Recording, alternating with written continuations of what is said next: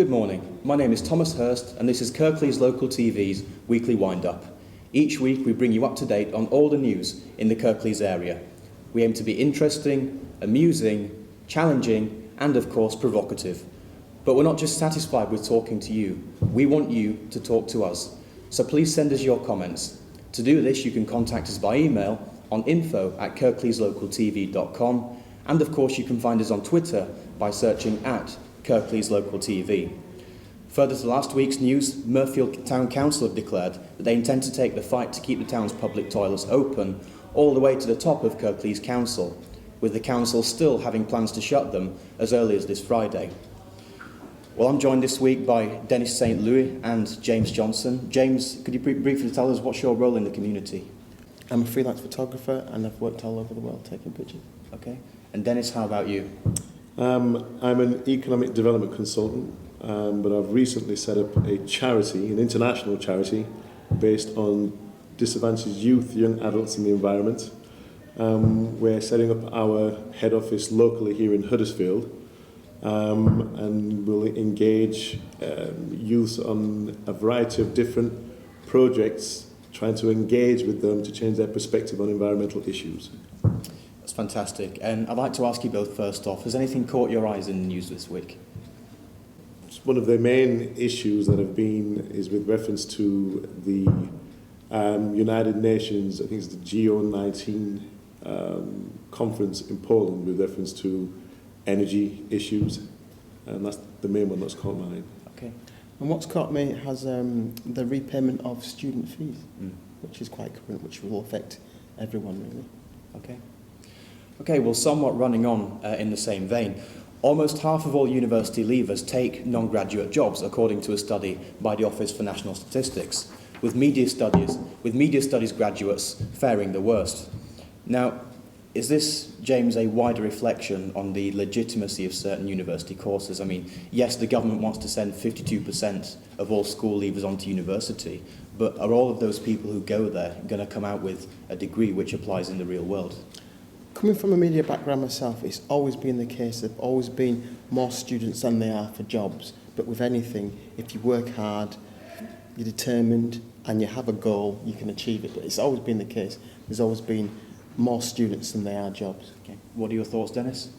I think it's difficult because there, as James quite rightly said, there are more students than jobs.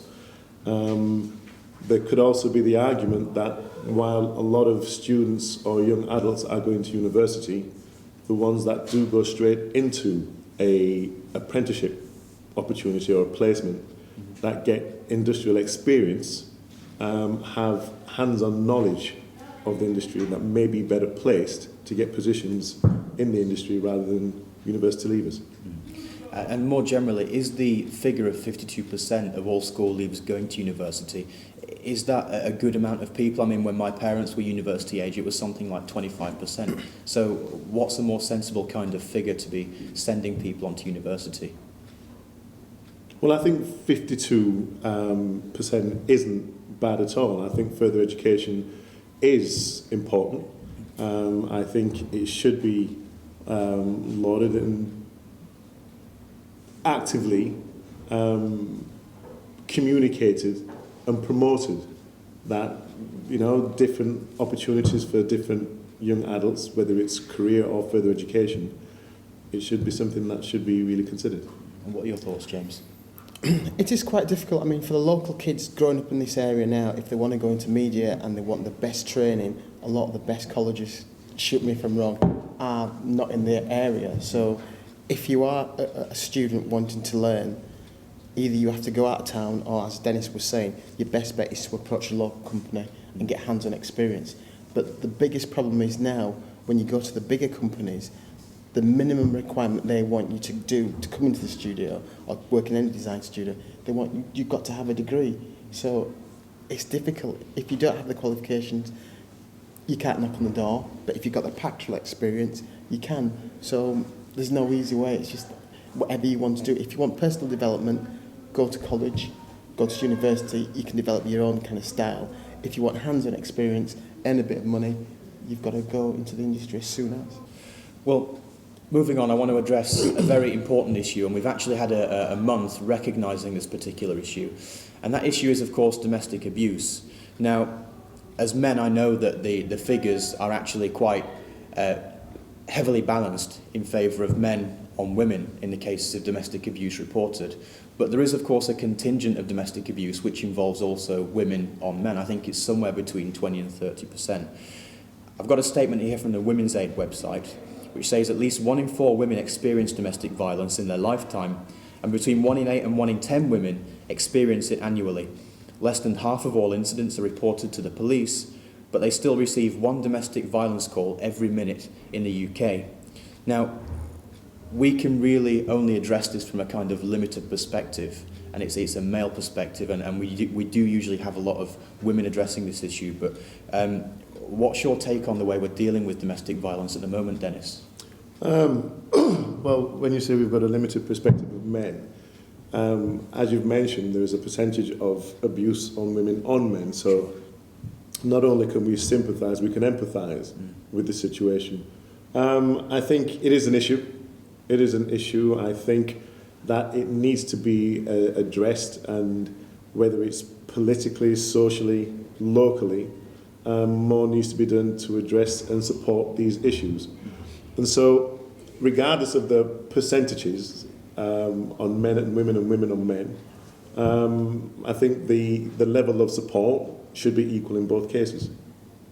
And what are your thoughts, James? My views are, it's not until the victim is seen as not being a victim that things will change. Because, you know, if a person's receiving domestic abuse, she reports it, she's deemed to be a victim, then she's kind of, how can I say, she's a victim again because she's been looked at and seen to as, I don't know, another victim, so it's hard. So she's losing on both cases. She's been abused at home once, and then she's been abused by the system as well, because the system's not right.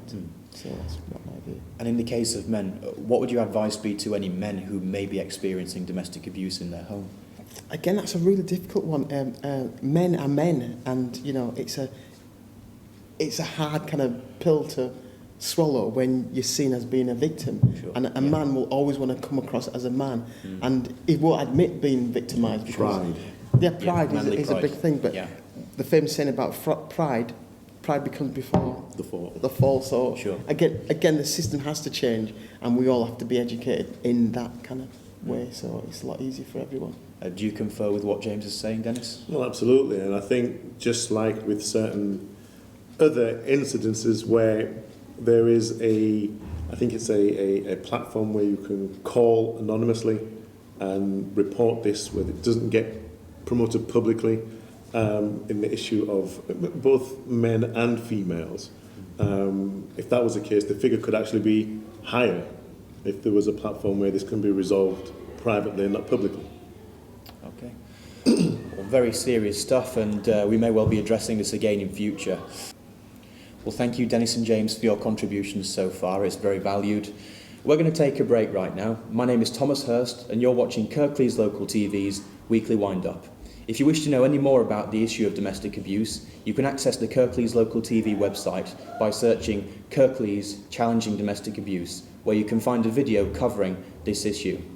If you wish to comment on anything you've heard so far, you can contact us by email on info@kirkleeslocaltv.com, and of course you can find us on Twitter by searching @Kirklees Local TV. See you after the break.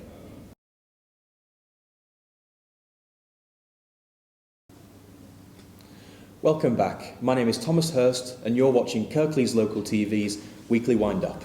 Now, in our next story, more than 200 residents opposed plans to build a 30-metre tall wind turbine at Coalpit Lane in Lower Cumberworth. The residents opposing the plan say the contractor involved has exploited a planning loophole. Now, guys, to what extent do you feel that wind turbines are going to play a big part in the future of energy provision in Kirklees? Going to have to play a massive part because we need to enhance natural resources, and we need to find a way of lowering the bills, because obviously natural bills are going up every year, so year in, year out, so we need a cheaper means of producing energy. Okay, how about you, Dennis? What do you think? I think alternative energy is the future. It has to be. And I think wind power is a relevant and viable source of energy, but it still needs to be proven that with the cost or the infrastructural cost, there is a truly added benefit on return on investment. The second thing is I don't think it should be forced on residents. Who's going to benefit from the energy produced from the wind farm if not the local residents? Yeah. So if they don't have a say in actually receiving the energy that's produced, then I think that's wrong. So I think there are different viable alternatives to producing energy.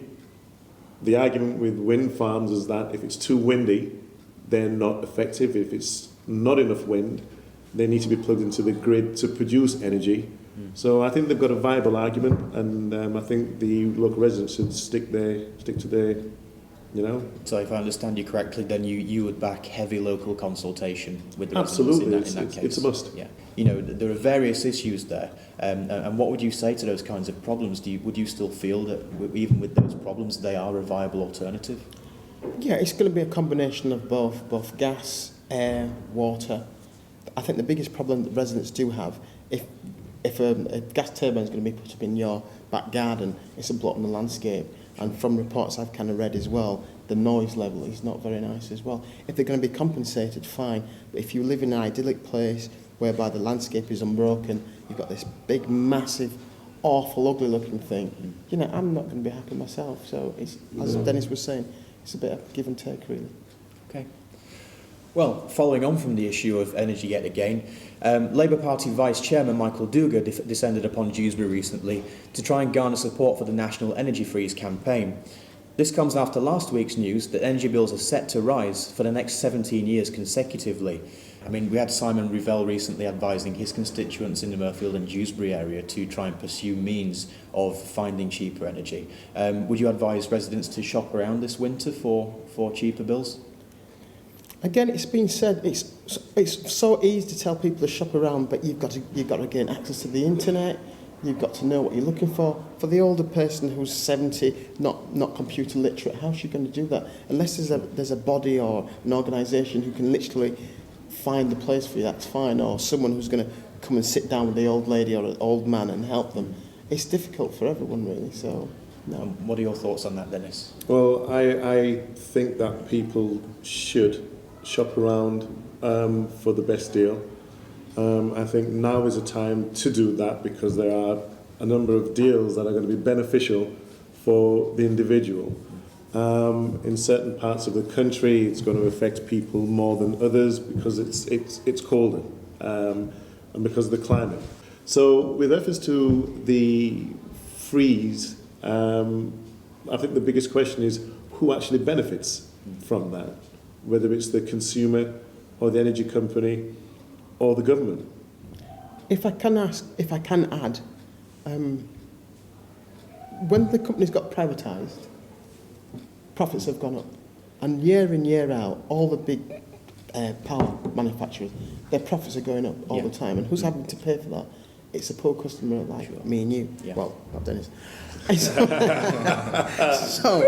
So maybe the government needs to really relook at the whole structure of who's supplying the powers, really. Yeah.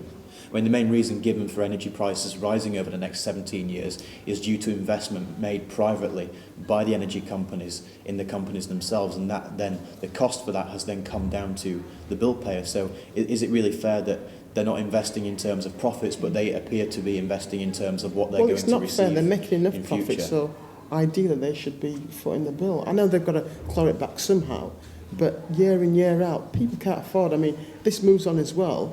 This is the first time in, 10, 20 years that more people are going to food banks asking for food because they can't physically have enough money to buy food. So how can they find money to pay bills if they're going up all the time, really? So we're in a bad shape, really. We're in a bad way. Sure.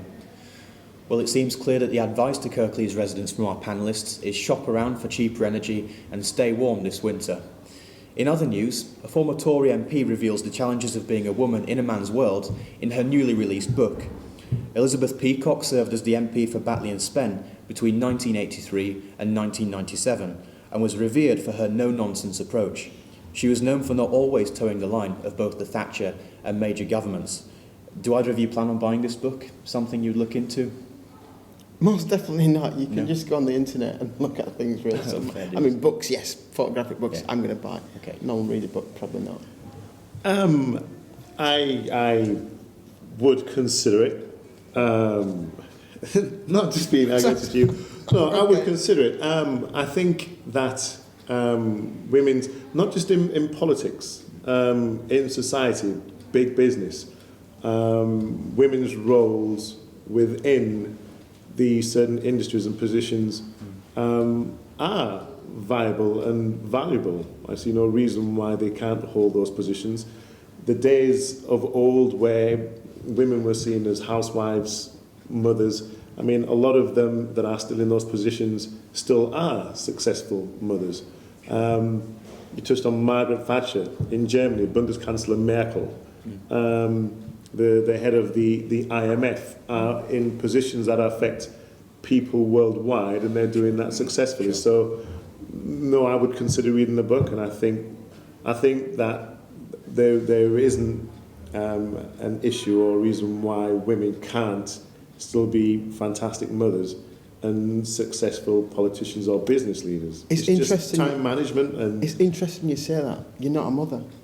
You wouldn't know that. You're a man. But there are mothers that- there are mothers that are let me doing it. speak. Let me speak. Speak. Let me speak. You're a man. You've got a male perspective of what it is to be a person working. When you're a mother, you've got to be a professional. You've got to be a mother as well. And yes, women are far better than men at multitasking. And the proof of the pudding, there's not many female politicians because the life balance is extremely hard. And I think too many times men project their opinion on the world, and it's not through a woman's project. It would have been good to have a lady here because she'd have brought a different kind of demographic here, Then- different direction. In response to your comments, Yeah. I am a man. Not a mother though. I'm not a mother, but neither are you. So the No. comments that I've made with reference to a mother are equally as relevant as yours. Second point, I wouldn't say that women can multitask better than men. All right, I just use the term, it was okay. an old adage. Okay. And Can I just add to that as well? I'm a father of 4. I know how hard my wife works. Sure. And I've been working in some big corporate companies. I do know how hard the MDs and CEOs of female have to work. They've got to work as much as a man, and then they've got to go home, and they've also got to be a mother, which is extremely hard. Men don't have that. We've talked a lot Because they're not about. maternal. We've talked a lot Still. about figures in very high places here. You've talked about Christine Lagarde, head of the IMF, Margaret Thatcher, people who are globally known. But surely this has to have a bearing on people in the local area, women who may want to have a source of mobility into the political sphere. And it starts at local level, does it not? Town councils, district councils. Town councils are proving to be a very good entry point for women who want to get a first step on the political ladder, particularly in cases where district council may seem to be a step too big or out of reach for someone who's raising children. So what importance does local politics in the Kirklees area play in involving women? Free childcare would help. You know, so you can have your child, you know, you can drop your child off safely, you can go to work, you know, that child's being loved, looked after, in a safe environment, you can come back, you can continue your career. Simple things like that would help. Local mobility, important? Absolutely, 100%. But there should also be platforms to encourage women and advise of the opportunities, the support mechanisms, and put certain infrastructures in place that focus and communicate the opportunities and empower women to do these positions, regardless of being mother, single, or whatever else. Okay, well, some very heated debate on that issue. We're going to take a break now. My name's Thomas Hirst, and you're watching Kirklees Local TV's Weekly Wind-Up. If you wish to comment on anything you've heard so far, if you want to email in and say you men you don't know what you're talking about, then you can contact us on email on info@kirkleeslocaltv.com, and you can find us on Twitter by searching @KirkleesLocalTV. See you after the break.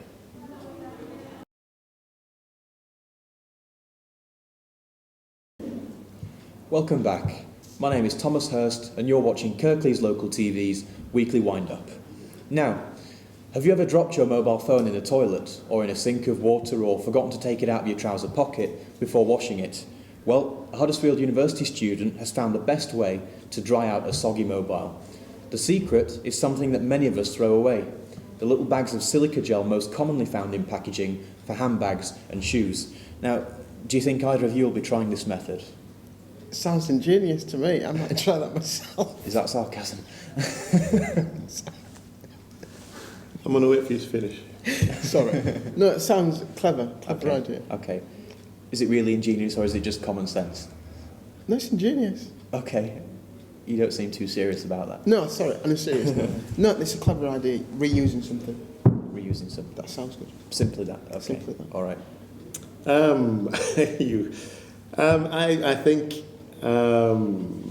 it's common sense.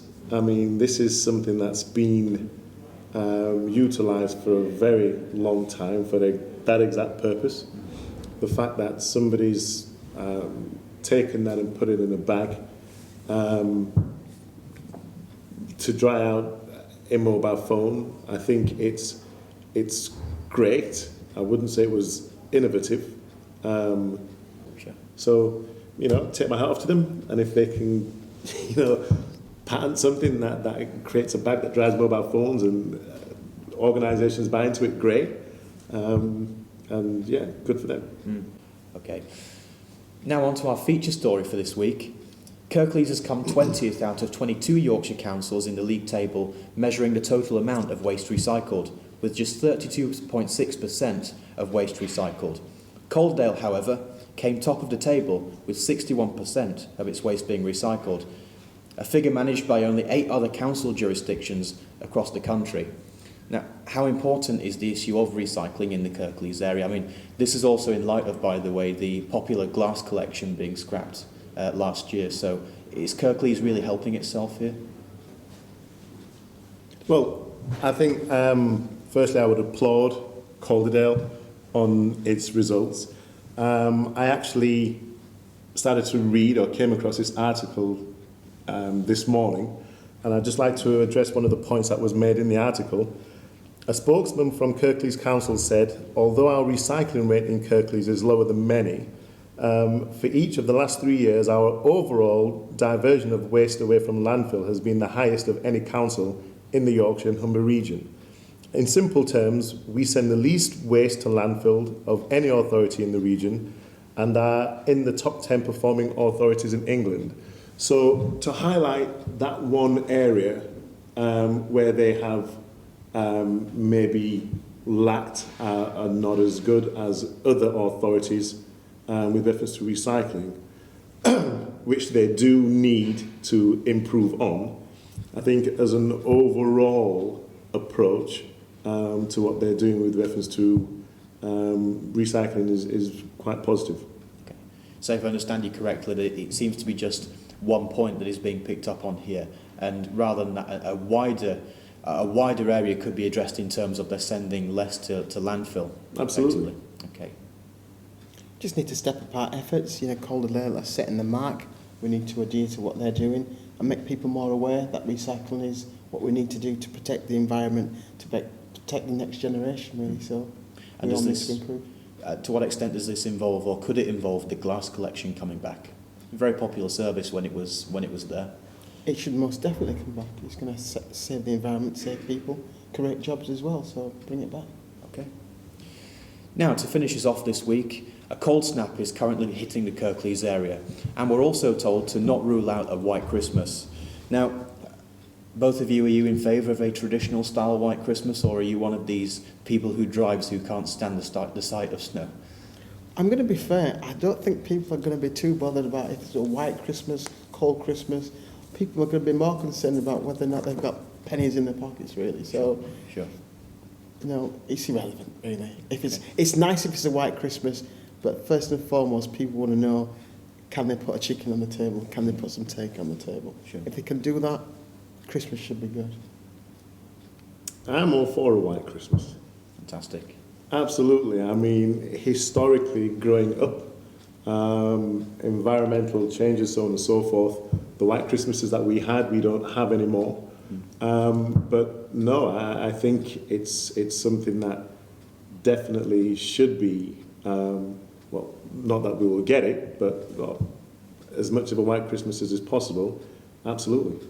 I mean, we've talked already common sense about mobile phones. Do you have any common sense advice as to how people can look after themselves in this weather, keeping warm on the roads, walking down the street when it could be potentially icy? What would you say to do? Make sure you're well equipped. You know, you've got the right footwear on, you're wrapped up. If, you know, you're struggling with your bills, put a sweater on. Only heat rooms you need to heat and conserve your energy, really. And just be sensible and think about where you're going. Yeah, it's not a new situation with reference to your outside attire or driving in the snow. I think it's common sense. We dealt with it when we were kids, and as adults it's still the same. So dress up warmly, put the right tyres on your wheels, on your cars, and just be aware. Okay. Well, as always, please remember to send us your comments, tips, and tell us what you know.